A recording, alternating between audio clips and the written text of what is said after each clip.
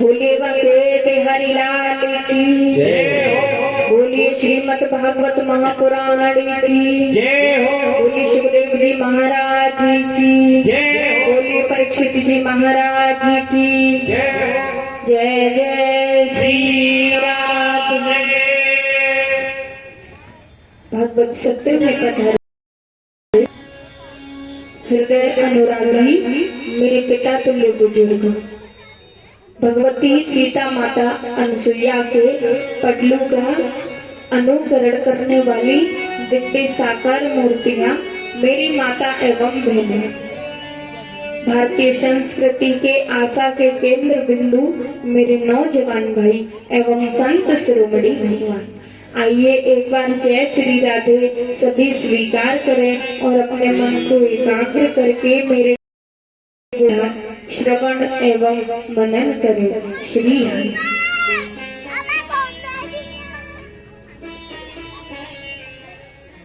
परीक्षित महाराज जी कल कथा को कहाँ पर विराम दिया था?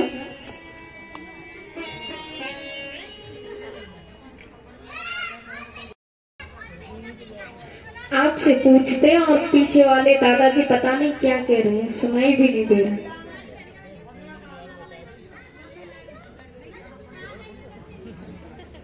कह रहे हैं पीछे वाले का गोवर्धन की परिक्रमा दे हुए बताओ कहाँ चले कल ये बता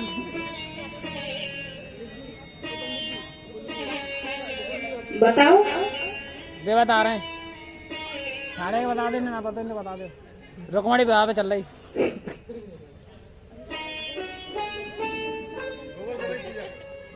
अच्छा गोवर्धन की पूजा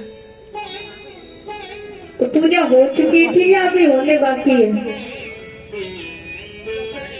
है कि? अच्छी बात। तो कल सभी ब्रजवासी गिरिराज जी के पास आ गए। तो भगवान अब सुखदेव जी कहने लगे परीक्षित से, इंद्र की पूजा करवा के, पहले सब लोग इंद्र की पूजा किया करते थे लेकिन इंद्र ने कभी दर्शन ही नहीं दिए, तो कृष्ण ने इंद्र की पूजा बंद करवा दी और गिरिराज जी की पूजा शुरू करी। तो सुखदेव जी कहने लगे, ये गिरिराज 7 कोस लंबे चौड़े हैं और इनकी परिक्रमा कितने किलोमीटर की है? कितने की? 21 किलोमीटर की। हाँ, 7 कोस के हैं और 21 किलोमीटर की परिक्रमा है। गिरिराज जी कृष्ण ने जब सभी ब्रजवासियों से कहा ना, अब क्योंकि इंद्र की पूजा छोड़ करके गिरिराज की पूजा की तो इंद्र को गुस्सा तो आएगा ही। सभी लोग पूजा करने लगे तो भगवान ने कहा ब्रजवासियों से,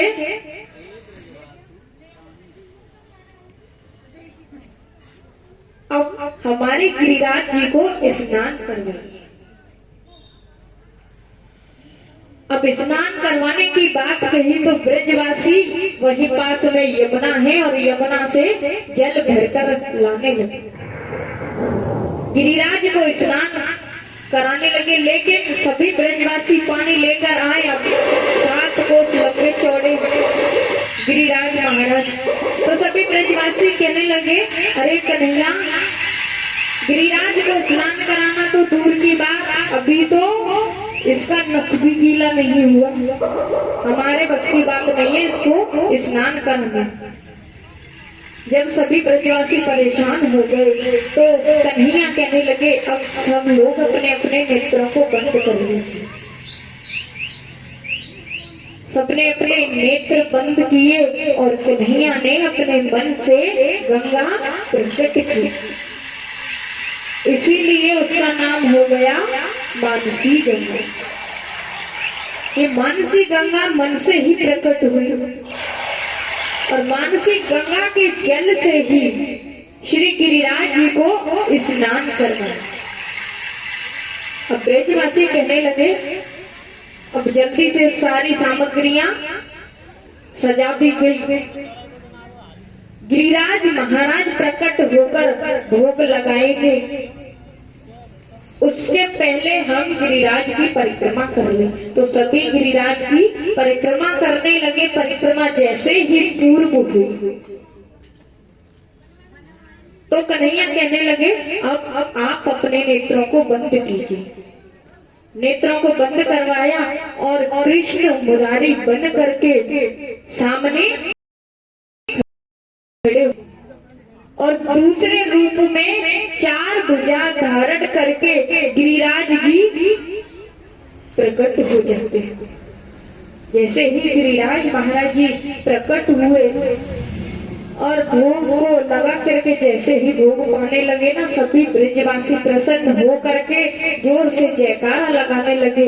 इतनी जोर से जयकारा लगाया कि इंद्र के कानों में आवाज पहुंच गई। इंद्र के कानों में आवाज पहुंचते ही नारद जी से कहने लगे, अरे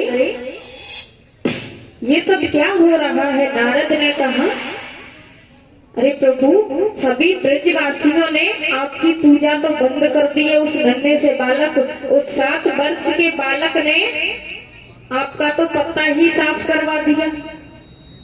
सभी लोग आपकी पूजा छोड़ करके गिरिराज महाराज की पूजा करने में लगे हुए। तो इंद्र को क्रोध आया। क्रोध में आकर के इंद्र ने कहा, गणम साबतकम नाम बेनानाम चांद करनाम। इंद्र ने मेघ मालाओं से कहा कि जाओ ब्रज मंडल पर जाकर इतनी जोर से बारिश करो कि पूरा ब्रज पानी में बहना चाहिए।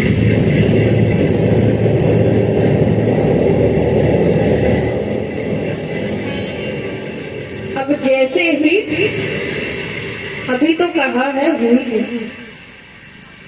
तो इंद्र ने मेघ मालाओं से कहा, कहने लगे इतनी जोर की बारिश होनी चाहिए कि सारा ब्रज पानी में बह जाना चाहिए, कोई भी नहीं बचना चाहिए।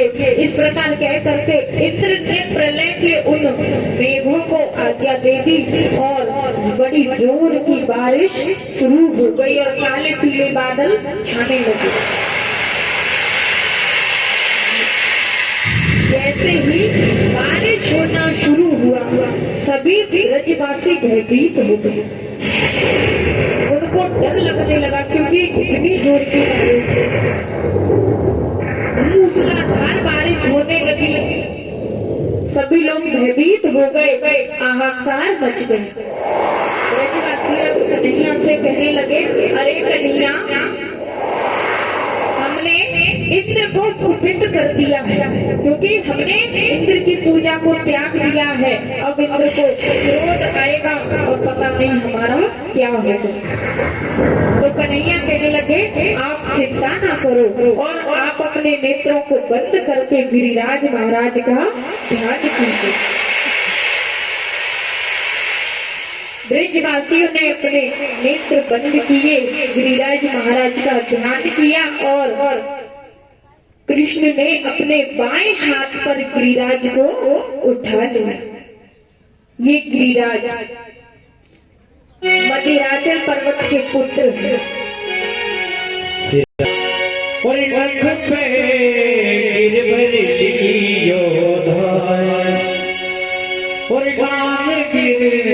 राज कहायो है, नाम गिरि राज कहायो है, उठक पे गिरवलियो नाम गिरि राज कहायो है।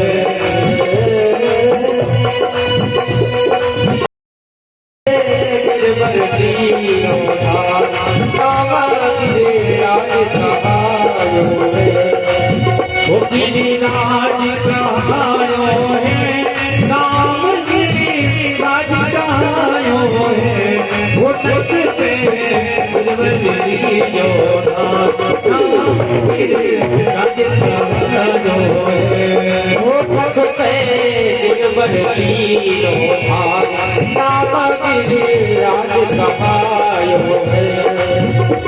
योग यशोदा मैया, मैं जोर लगाओ मेरे भैया, योग यशोदा मैया, सब जोर लगाओ भैया। ये पूजनी वालों, लठियन को दे सहारो, योग पूजनी वालों, लठियन को दे सहारो। कैसे मैंने के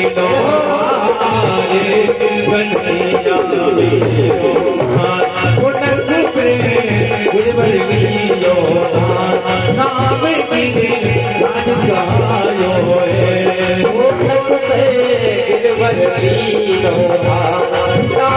गिरिराज कहायो है, गिरिराज कहायो है, नाम गिरिराज कहायो है, कहायो है, नाम गिरिराज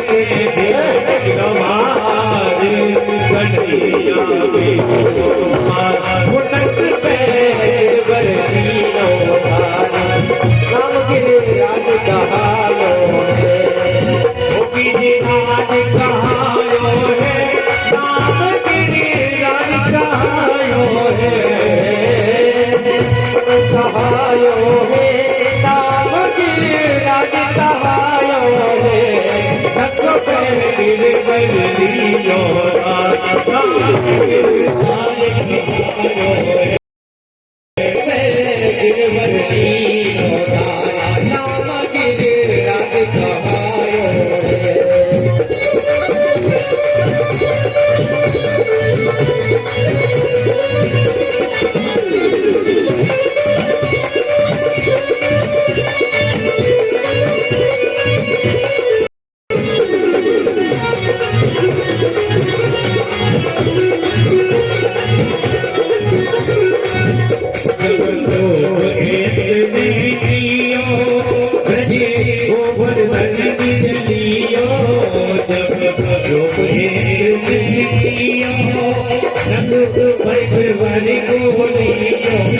बादल गर्द गर्द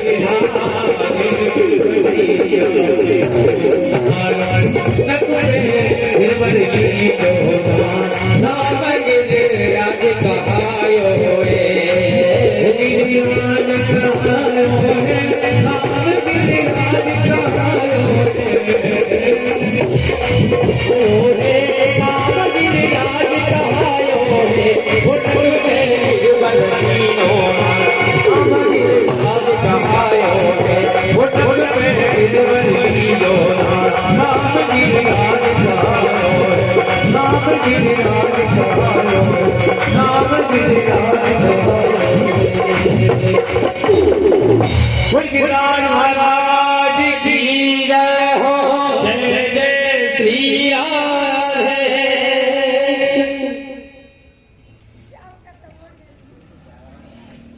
7 वर्ष के कृष्ण ने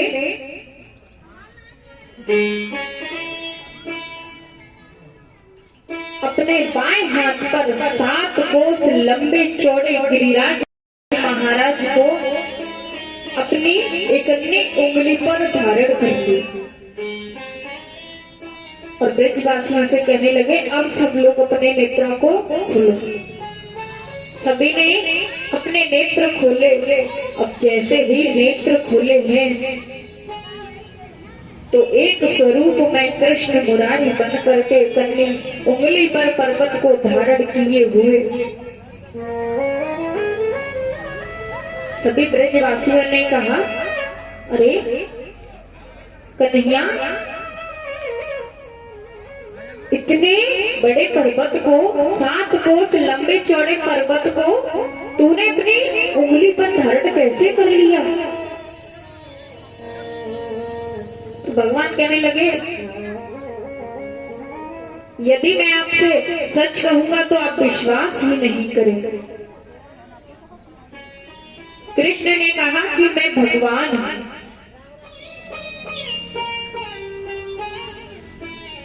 यशोदा मैया कहने लगी अरे तेरे अंदर इतना बल कहां से आया, तू तो अभी छोटा सा बालक है।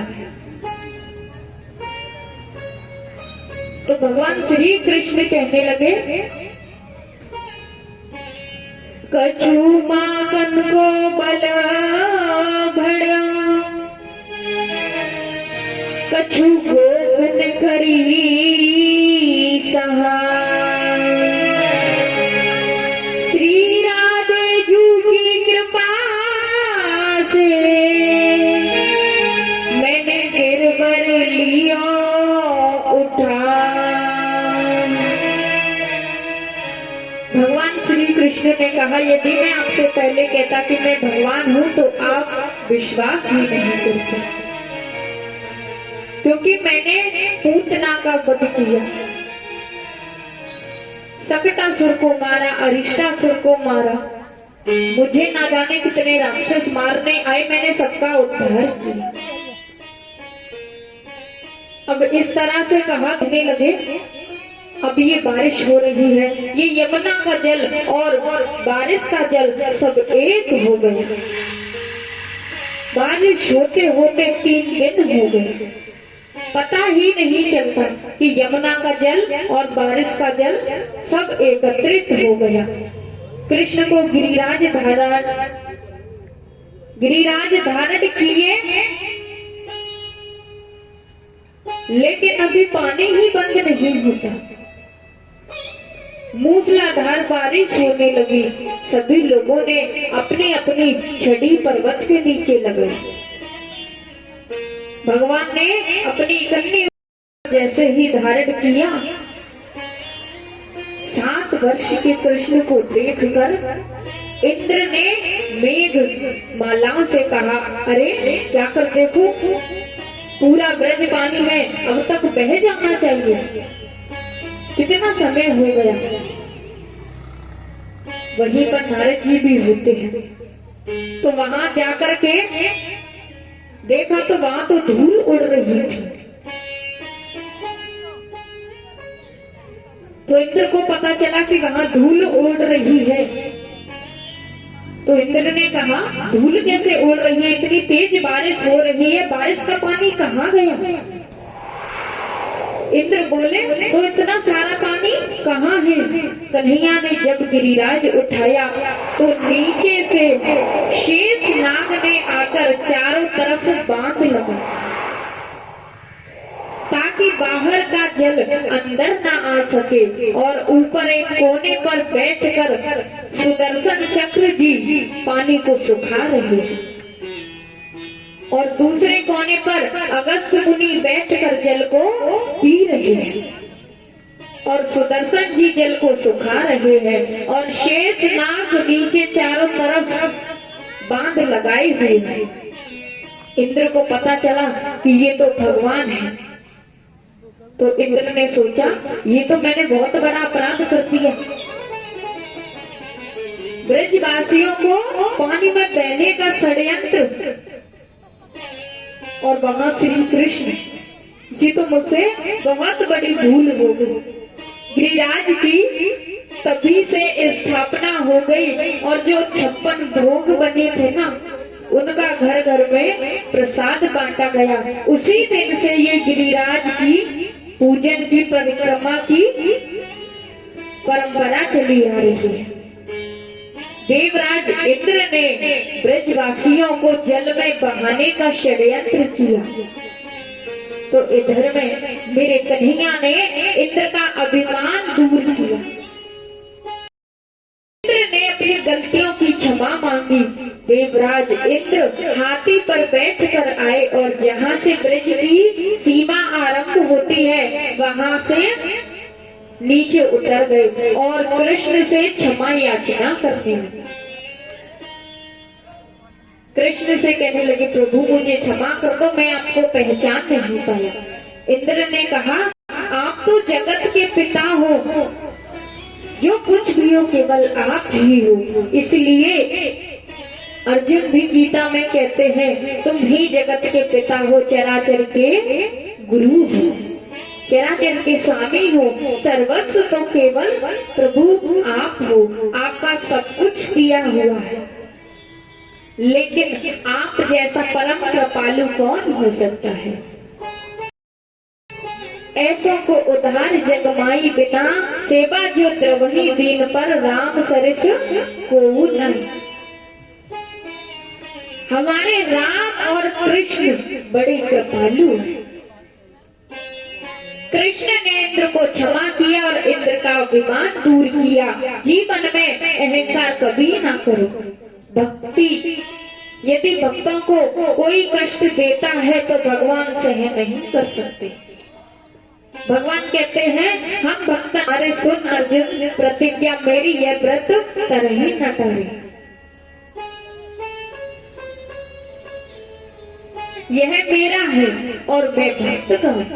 भगवान स्वयं कहते हैं, जब भक्त पर कष्ट होते हैं तो प्रभु स्वयं ही रक्षा के लिए चले आते हैं। ये प्रतिज्ञा कभी नहीं छोड़ सकता। जीवन में कभी इंद्र की तरह अभिमान ना करना।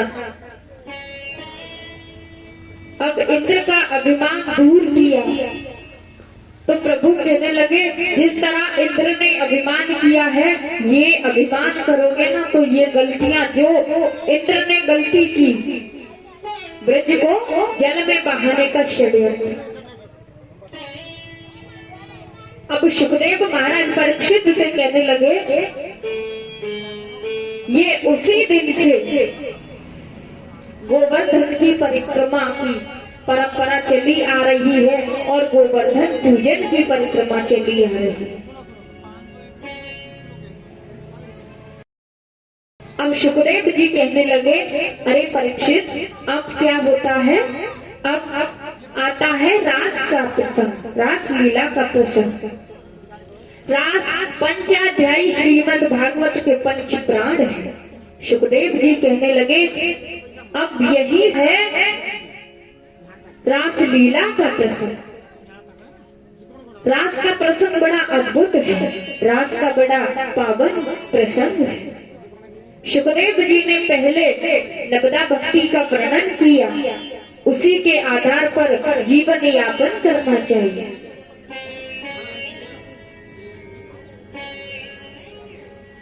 और अगली बात में गुरु श्रेष्ठ होने चाहिए, श्रेष्ठ गुरु बनाने चाहिए, जो अपने पक्ष में सर्वज्ञ हो,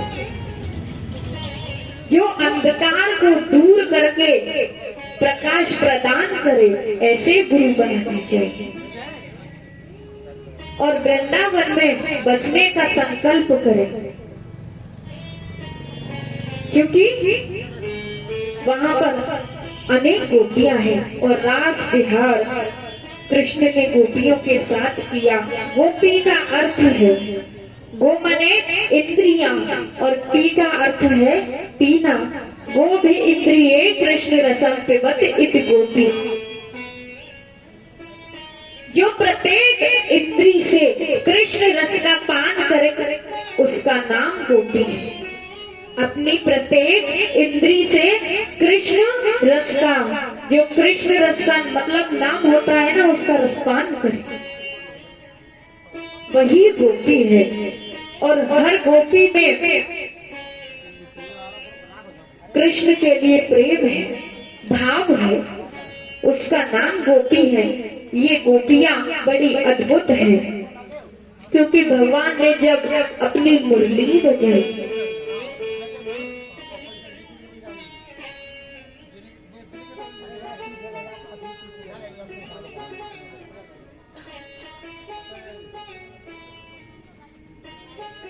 भगवान श्री कृष्ण ने अपनी मुरली को बजाया और मुरली की आवाज सुनते ही हर एक गोपी यही सोचने लगी कि कन्हैया तो हमें हमारे नाम से पुकार रहा है। अब जैसे ही कृष्ण ने शुरू किया तो आपस में गोपी बात कर रही है, अरे सुनो, कन्हैया मुझे मेरे नाम से पुकार रहा है। दूसरी गोपी भी यही सोचने लगी कि कन्हैया मुझे मेरे नाम से पुकार रहा है। और जो गोपी काम कर रही थी ना, उस काम को वही छोड़ करके जो श्रृंगार कर रही थी, जो नैनों पर लगाने वाली चीज है वो होठों पर लगाई और होठों पर लगाने वाली चीज नैनों पर लगाई। और जो गोपी गाय धो रही थी वो वही अधूरा छोड़ करके और मुरली की आवाज को सुन करके दौड़ी चली है। अपने घर के कार्यों को अधूरा छोड़ करके गोपियां मुरली की आवाज सुन करके सभी आधी रात्रि में दौड़ी दौड़ी चली जाती है। गोपियां दौड़ करके आई तो कृष्ण के चरणों में बड़े प्रेम से और बड़े भाव से वहां जाकर के सभी गोपियां एकत्रित हो जाती हैं। मगर जितनी भी गोपियां थी सभी एकत्रित हो गई। कृष्ण ने देखा ये आधी रात को यहाँ क्या कर रही है, इन्हें तो अपने घर में होना चाहिए। भगवान ने पहले सबका स्वागत किया और गोपियों से कहा, अरे गोपियां, इस समय रात्रि में किस प्रयोजन से यहाँ आई है? इतनी अंधेरी रात है और आप अपने पतियों को छोड़ करके यहाँ मेरे पास चली आई हो।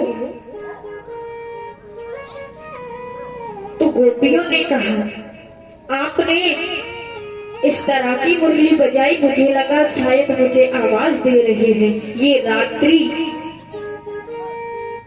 रात्रि मुझे सताने लगी। श्री कृष्ण कहने लगे, ये रात्रि कितनी घोर रूपा है, रजनी ऐसे घोर रूपा, और इस घोर रूपा रात्रि में तुम अपने पतियों को छोड़ करके मेरे पास चली आई हो। जाओ, सब अपने अपने घरों को लौट जाओ। तो गोपियां कहने लगी, नहीं, हम लौटकर नहीं जाएंगे। श्री कृष्ण कहने लगे, तो तुम इतनी रात्रि को यहाँ क्या करने आई हो? क्या यमुना का किनारा देखने आई हो, या फिर इस निर्जल वन को देखने आई हो, या फिर तुम हमें परखने के लिए आई हो? क्या करने आई हो इस रात्रि में? तो गोपियां कहने लगी कि प्रभु, पहले तो परमात्मा जीव को अपने पास बुलाते हैं।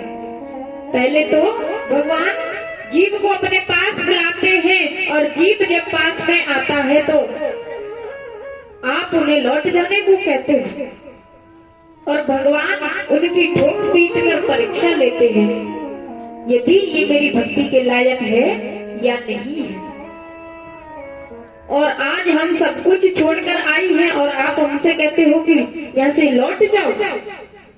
तो भगवान कहने लगे, सुनो, आप एक पतिव्रता नारी हो, और एक पतिव्रता नारी को इस तरह छोड़ करके अपने पतियों को और अपने घर को, और वो भी इस घोर रूपा रात्रि में अपने अपने पतियों को छोड़ करके तुम यहाँ चली आई हो। भगवान ने कहा गोपियों से, सुनो, मैं बताता हूँ कि एक पतिव्रता नारी का धर्म और कर्म क्या होता है। एक पतिव्रता नारी थी, और वो घर के आंगन में बैठी हुई थी। तो वहीं से जब वो बाहर आंगन में बैठी हुई थी, तो वहां उसके पतिदेव आ जाते हैं। जब पतिदेव काम करके घर के अंदर आते हैं, तो पत्नी उनकी सेवा में लग जाती है। तो जब घर में बैठी हुई थी, देखकर पति को खड़ी हो गई। पति और पत्नी वहीं आपस में बातें करने लगे, वहीं बैठ करके खूब बातें की, और बात करते करते पति को पत्नी की गोद में नींद आ गई। तो अपनी पत्नी के गोद में सिर रखकर सो गए। तो वहां सिर रखकर जब सो जाते हैं, तो वहीं आंगन में उनका एक पुत्र है, करीब 6 महीने का। वो पुत्र भी वहीं खेल रहा था, और वहीं पास में अग्नि कुंड बना हुआ था, जिसमें अग्नि प्रज्वलित हो रही थी। दाहिक बहुत अग्नि प्रज्वलित हो रही थी। तो वह नारी सोचने लगी, कहीं मेरा पुत्र इस अग्नि कुंड में जलकर राख ना हो जाए। वो खेलते खेलते अग्नि कुंड के पास पहुंच गई। तो वो नारी सोचने लगी, यदि मैं अपने पति को जगाऊंगी तो मेरा पतिव्रत धर्म नष्ट हो जाएगा, और यदि मैं अपने पुत्र को बचाने नहीं गई तो मेरा पुत्र जलकर राख हो जाएगा। अब जैसे ही खेलते खेलते उसका पुत्र अग्नि कुंड पर पहुंचा, तो अग्नि कुंड में आग प्रज्वलित हो रही थी। खेलते खेलते वो पुत्र उस कुंड में कूद गया। तो उस नारी ने अपने नेत्रों को बंद कर लिया, क्योंकि वो अपने पतिव्रत धर्म को नष्ट नहीं कर सकती, अपने पति को नहीं जगा सकती। 1 घंटे बाद पतिदेव की नींद खुली। जैसे ही नींद खुली और जल्दी से खड़ी होकर अग्नि कुंड में झांकने लगी, और जैसे ही झांका है तो वो पुत्र, उसका बालक उस अग्नि कुंड में खेल रहा है, क्योंकि उसकी दाहित्विक शक्ति भी चंदन के समान शीतल हो गई। किसके कारण? के कारण चंदन के समान वो आग भी शीतल हो गई और जो दाहित्व शक्ति थी वो भी नष्ट हो गई, समाप्त हो गई। ये होता है पतिव्रता नारी का महत्व। और आप सब गोपियां हो कि इस रात्रि में आप अपने पतियों को छोड़ करके मेरे पास चली आई। जाओ, वापस लौट जाओ और जा करके अपने पतियों की सेवा करो, यही सर्वोच्च धर्म है। इस बात को सुनकर सभी गोपियां गंभीर हो गई, कहने लगी प्रभु आप भी कितनी कठिन परीक्षा लेते हो। गोपियों ने कृष्ण से कहा आप जो हमें घर जाने को कहते हो ना, हे गोपाल सारे विषयों को हमने त्याग दिया, इस संसार को छोड़ दिया, आपके चरण कमलों का और आपके चरणों का ही हमने आसरा लिया है और आपके चरणों की ही हमने प्राप्ति हुई और हम आपको छोड़ करके नहीं जा सकते। अब गोपियां कहने लगी आपने कहा कि एक पतिव्रता नारी का धर्म और कर्म क्या होता है, अब हम आपको बताते हैं, सुनिए क्या होता है।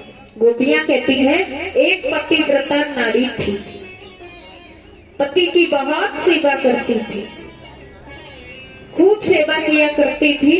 एक दिन उस नारी के पति को कहीं बाहर जाना था,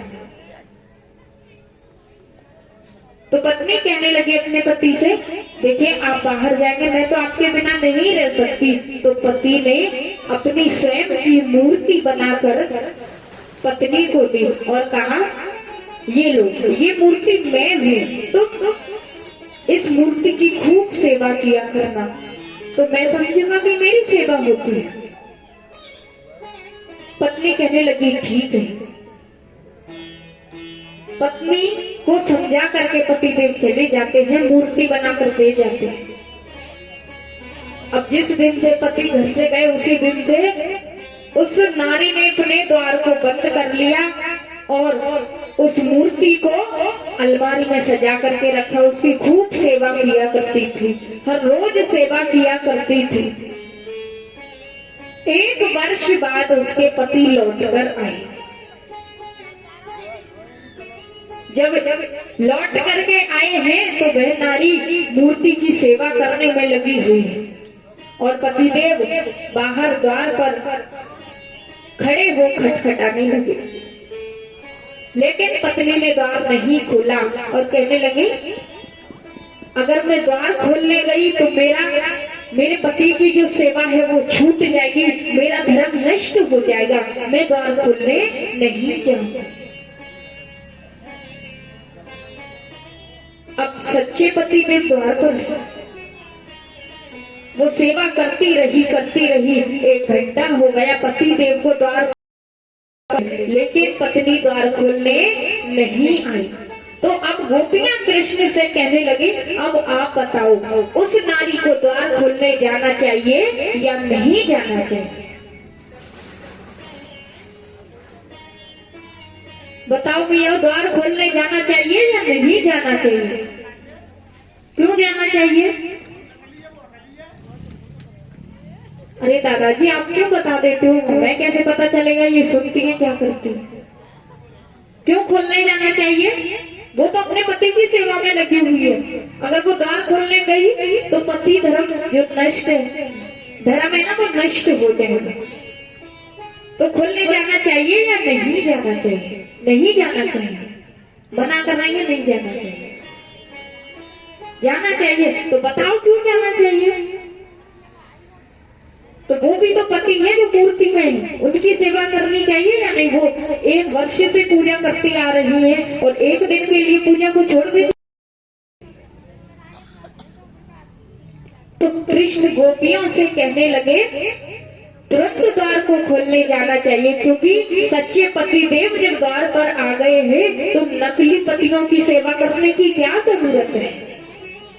तो गोपियां कहने लगी प्रभु आपने अपने ही मुख से न्याय कर दिया है, तो हम उन मिट्टियों के पति के पास क्यों जाएं जब हमें आत्मा के पति श्री कृष्ण मिल गए? हम उनकी सेवा क्यों करें जब हमें सच्चे पति देव मिल गए हैं। सभी गोपियां मिलकर के कहने लगी हम अब लौटकर घर नहीं जाएंगे, क्योंकि हमारे पति, आत्मा के पति तो आप हो, वो तो मिट्टी के पति है।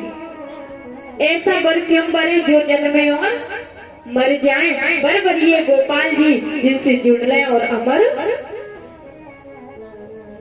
तो गोपियां कहने लगी प्रभु हम अपने घर को छोड़ करके, त्याग करके सर्वस्व को छोड़ करके आपके चरणों में आई हैं, हम लौटकर नहीं जाएंगे। जितनी भी गोपियां हैं सभी वहां आकर के एकत्रित हो गई और वहीं बैठ जाते हैं। जितनी ही गोपियां उतने ही श्री कृष्ण हो गए। तो गोपियों के बीच में राधा रानी भी है। भगवान जब गोपियों के साथ रास विहार करना आरंभ करने वाले थे, तभी गोपियों के मन में अभिमान हो गया और राधा जी को मान हो गया। अभिमान किस बात का हो गया? गोपियों को अभिमान किस बात का है? क्योंकि गोपियां समझती थी हम सबसे ज्यादा सुंदर हैं, इसीलिए भगवान, इसीलिए कृष्ण हमारे साथ रास करेंगे। और राधा जी समझती थी, क्या समझती है? हमारे गोपियों में कोई अंतर नहीं, जैसा रास गोपियों के साथ वैसा ही रास हमारे साथ होगा। इसीलिए राधा जी को मान हो गया और गोपियों को अभिमान हो गया। तो उनका अभिमान और राधा जी का मान कृष्ण को दूर करना था। तो गोपियों का अभिमान दूर करने के लिए भगवान श्री कृष्ण राधा जी को लेकर अंतर ध्यान हो गए। जैसे ही सभी गोपियों के बीच में से राधा जी के साथ अंतर ध्यान हो जाते हैं, तो सभी गोपियां कृष्ण को ढूंढने लगे, इधर उधर देखे। रात्रि से सुबह हुई, सुबह से दोपहर हुई, फिर से शाम हो गई, लेकिन कृष्ण का कुछ भी पता नहीं चला।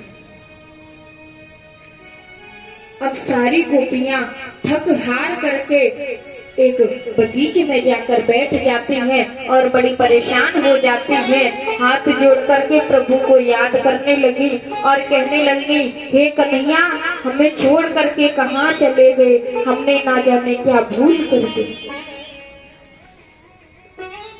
हमने पता नहीं क्या भूल हो गई हमसे। प्रभु एक बार लौट कर आ जाओ। हम फिर बोले श्याम मुरली को बजाए, श्याम मुरली को बजाए।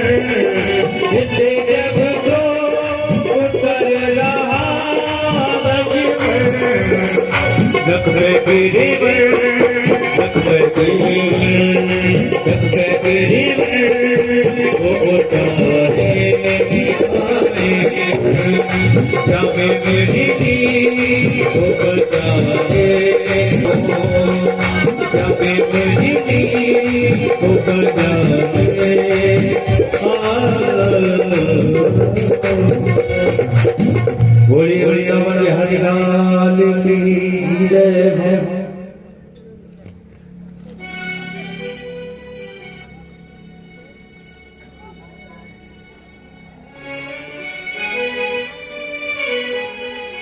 जय श्री राधे। तो इस प्रकार से श्री कृष्ण राधा जी को लेकर गोपियों के बीच से अंतर ध्यान हो गए। सारी गोपियां थक हार कर एक बगीचे में जाकर बैठ जाती हैं और सभी बातें करने लगी। हे कृष्ण, हमें छोड़ करके कहाँ चले गए? हमने ऐसी कौन सी भूल की, कौन सी हमने जो आप हमें इस हाल में छोड़ करके चले गए?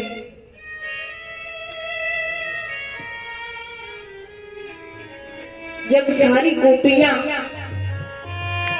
थक जाती हैं, कहीं भी कृष्ण को नहीं पाया, तो विरह की व्याथा में रो रो कर पागल हो जाते हैं। अरे कृष्ण, हम आपसे कितना प्रेम करते हैं और आप हमें छोड़ करके चले गए। सभी गोपियां आपस में बातें करने लगी। गोपियां यमुना के किनारे आ गई। यमुना है भक्ति, यमुना कहते हैं भक्ति को। संसार में कन्हैया को कहीं भी ढूंढा, लेकिन यमुना रूपी भक्ति में गोपियों ने यमुना के किनारे आकर के यमुना रूपी भक्ति का जिसने आश्रय नहीं लिया, उसे कन्हैया नहीं मिल सकते। कन्हैया के छोड़ जाने के बाद में सारी गोपियां यमुना के किनारे आती हैं और यमुना कहते हैं भक्ति को, और जिसने भक्ति का आश्रय नहीं लिया उसे प्राप्त नहीं हो सकते। तो उन्हें लेकर के राधा जी को अपने साथ में लिया। सब गोपियां एकत्रित थी, विरह में जूझ रही थी। तो इधर में कन्हैया ने गोपियों का अभिमान दूर करने के लिए राधा जी को लेकर अंतर्ध्यान हो गए, और उधर में राधा जी को छोड़कर चले गए। राधा जी को भी छोड़कर चले गए। राधा जी भी कन्हैया को ढूंढने लगी। बहुत समय हो गया, कन्हैया को कहीं नहीं पाया, तो राधा जी लौट करके गोपियों के पास में आए। गोपियां कहने लगी, अरे राधा जी, हमारे कन्हैया कहाँ हैं? राधा जी कहने लगी, जिस तरह से तुम्हें छोड़कर गए हैं उसी तरह से मुझे भी छोड़कर चले गए। गोपियां कहने लगी, हम कृष्ण से बहुत प्रेम करते हैं, हम कृष्ण के बिना नहीं रह सकते। अगर कृष्ण लौट कर नहीं आए तो हम सब मर जाएंगे, हम जीवित नहीं रह सकते। राधा जी कहने लगी, जिस तरह तुम्हें छोड़कर गए हैं कन्हैया, उसी भाव से मुझे छोड़कर चले गए, और आज कन्हैया लौट कर नहीं आए ना तो मैं अपने प्राणों को यही त्याग दूंगी। तो इस तरह से गोपियों का अभिमान दूर करने के लिए और राधा जी का मान दूर करने के लिए कृष्ण उन्हें छोड़ करके चले जाते हैं। समय व्यतीत होता रहा। जब कृष्ण उनके सन्मुख आए तो गोपियां रोने लगी और कहने लगी, अरे कृष्ण, तुम हमें छोड़ करके कहाँ चले गए थे? तो कृष्ण कहने लगे, आप तो समझती हो आप ज्यादा सुंदर हो, आपको अभिमान था कि कृष्ण हमारे साथ ही रास विहार करेंगे। अब आपको पता चला, मैंने तुम्हारा अभिमान दूर करने के लिए और राधा जी का मान दूर करने के लिए ये सब किया। तो गोपियों के साथ में कृष्ण ने रास विहार करना शुरू किया। वहीं पर कामदेव आ गए। तो कामदेव कृष्ण से कहने लगे, अरे तुम स्त्रियों के साथ इस तरह रास कर रहे हो, ये तुम्हें शोभा नहीं देता। तुम पराई स्त्रियों के साथ में रास विहार नहीं कर सकते। कामदेव ने कहा, और इस तरह से रास विहार करना तुम्हें शोभा देता है क्या? तो कृष्ण कहने लगे, क्यों कामदेव जी, भूल गए क्या मैंने शंकर के रूप में तुम्हें जलाकर भस्म नहीं किया था?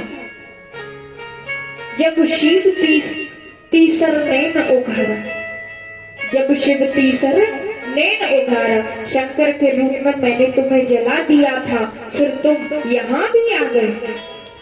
और सुनो, ये गोपियां तो कुछ भी नहीं है, ये तो केवल 10-20 गोपी हैं, और मैं तुम्हें निमंत्रण देता हूँ। जाओ, मैं तुम्हें निमंत्रण देता हूँ। मैं जितनी भी ब्रज की सभी गोपियां सबके साथ में रास विहार करूंगा, और तुम मुझे रोक भी नहीं सकोगे। अब गोपियों के साथ में जैसे ही रास विहार करना शुरू किया तो कामदेव को वहां आकर परास्त किया, कामदेव को हरा दिया। भगवान ने रात्रि में ही क्यों रास किया? क्योंकि गोपियों के साथ, इसका कारण यह है कि विरह का नाम असुर है। जो विरह होता है ना, उसका नाम असुर है। रात्रि में गोपियों को यह विरह नाम का असुर सताता था। जब भी कृष्ण बांसुरी को बजाते थे, अपनी मुरली को बजाते थे, तो गोपियां दौड़ी चली आती थी।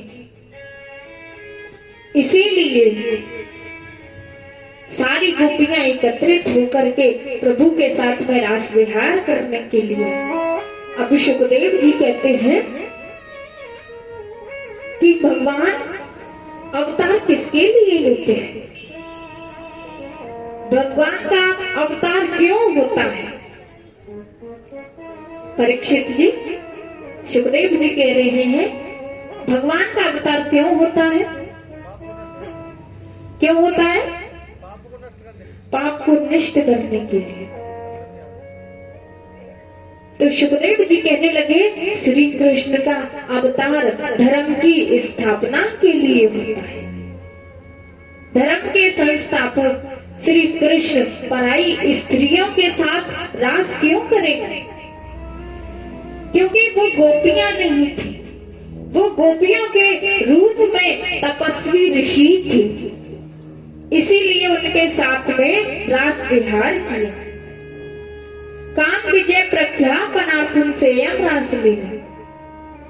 काम को जीतने के लिए प्रभु ने रास किया। गोपियां अपने घरों को छोड़ करके प्रभु के साथ रास विहार करने के लिए।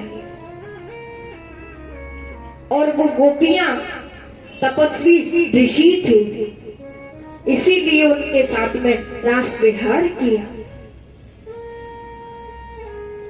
रास विहार करने के बाद में सारी गोपियां अपने घर को प्रस्थान कर गई। भगवान ने उनको मोक्ष का मार्ग प्रशस्त किया और यह मार्ग प्रशस्त हुआ। उधर में कंस को पता चला कि कृष्ण तो गोपियों के साथ खुशी खुशी निवास कर रहा है, सारे ब्रज में खुशियां ही खुशियां हैं, गोपियां भी खुश हैं। ये कंस तो प्रसन्नता से रह रहा है। कंस ने कृष्ण को मारने के लिए 3 राक्षसों को भेजा।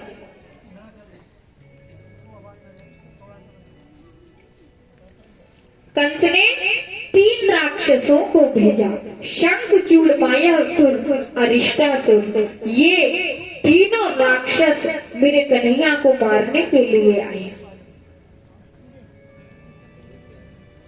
बड़े बलशाली राक्षस कंस ने कहा, ये कृष्ण जीवित नहीं बचना चाहिए। तीनों राक्षसों को भेजा। इधर में नारद जी ने विचार किया, अरे इस कंस और कृष्ण, इन दोनों के विवाद को बहुत समय हो गया, अब तो मुझे ही कुछ करना होगा। इधर नारद जी विचार करने लगे, मुझे ही शायद कंस का उद्धार करवाना होगा। नारद जी सीधे कंस के पास आए और कंस का उद्धार करवाने के लिए कंस से कहने लगे, अरे महाराज, कृष्ण 11वें वर्ष में प्रवेश कर गया। कंस ने कहा, कर गया मतलब फिर मैं क्या करूंगा? बोले तो अब इस कंस को, ये कंस महाराज से बातें कही जा रही हैं, अब इस कृष्ण को तुम कब मारोगे? ये 11वें वर्ष में प्रवेश कर गया। कंस से कहने लगे, नारद जी आप जल्दी से इस कृष्ण को मार दीजिए, मैं जल्द ही तुम्हें विजय होते हुए देखना चाहता हूँ। बोले मैं कैसे मारूंगा? मैं जितने भी बलशाली राक्षसों को मारने के लिए, वो मरता ही नहीं, ये स्वयं ही मरकर आ जाते हैं। तब नारद जी कहने लगे, तो क्या करना चाहिए? महाराज, मैंने जितने राक्षसों को भेजा सबको मार दिया। तो इधर में नारद जी ने कहा, आपको मैं बताता हूँ आपको क्या करना है। बोले क्या करना हुआ? बोले आपके यहाँ जो धनुष है ना, जो शिव जी ने दिया था, जो शिव जी ने धनुष दिया था, उस धनुष का आयोजन रखिए और उस आयोजन में कृष्ण बलराम को आमंत्रित कीजिए और इस कार्य को अक्रूर जी करने में समर्थ हो। बोले कृष्ण और बलराम आएंगे कैसे? बोले अक्रूर जी लाएंगे। अक्रूर जी की सहायता से ही कृष्ण बलराम यहाँ आएंगे। उन्हें लेकर जब दोनों भाई यहाँ आ जाएंगे तो तुम उन्हें मार देना। धनुष यज्ञ के बहाने ही कृष्ण को मार देना। ये कार्य अक्रूर जी कर सकते हैं। तो कंस ने कहा, वैसे मैंने इतने बलशाली राक्षसों को भेजा, अभी तक कृष्ण मरा ही नहीं, और ये भी कार्य करके देख लेता हूँ, क्योंकि मैंने 3 राक्षसों को भेजा, वो भी मरकर आ गए। तो फिर से रात्रि में ही कंस ने अक्रूर जी को बुलाया और अक्रूर जी से कहा, अरे अक्रूर जी, तुम्हें मेरा एक काम करना होगा। बोले क्या काम? बोले तुम्हें वृंदावन जाना होगा और वहां जा करके कृष्ण और बलराम को यहाँ लाना होगा। धनुष यज्ञ का आयोजन किया जाएगा, उसकी शोभा को देखने के लिए दोनों भाई यहाँ आएंगे और मैं उस कृष्ण को मार दूंगा। अक्रूर जी कहने लगे, अरे ये क्या कह रहे हो? बोले ये काम तुम्हें करना होगा और यदि तुमने मना किया तो तुम्हें भी जीवित नहीं छोड़ूंगा।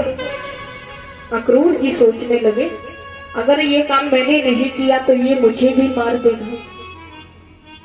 अक्रूर जी ने कहा ठीक है, मैं कृष्ण और बलराम को ले आऊंगा। इधर मैं अब नारद जी वृंदावन में आई। वृंदावन में आकर के मेरे कन्हैया और बलराम गाय चरा करके वापस लौट रहे थे तो नारद जी ने कहा, अरे प्रभु, आप कंस को कब मारोगे? कितना समय हो गया, आपने अभी तक कंस का उद्धार ही नहीं किया। तो भगवान कहने लगे, वहां कंस से कहकर आए हो कि कृष्ण को कब मारोगे, अब यहाँ कर मुझसे कह रहे हो कि कंस को कब मारोगे? बोले, मैं कौन होता हूँ मारने वाला और बचाने वाला? जीता है उसके अनुसार ही उसे फल भोगना पड़ता है। बोले, कितना समय हो गया, आपने अभी तक उसका उद्धार ही नहीं किया। मैं परसों आपकी विजय देखना चाहता हूँ। भगवान कहने लगे, अरे नारद जी, वहाँ भी परसों की तारीख दे दी और यहाँ भी।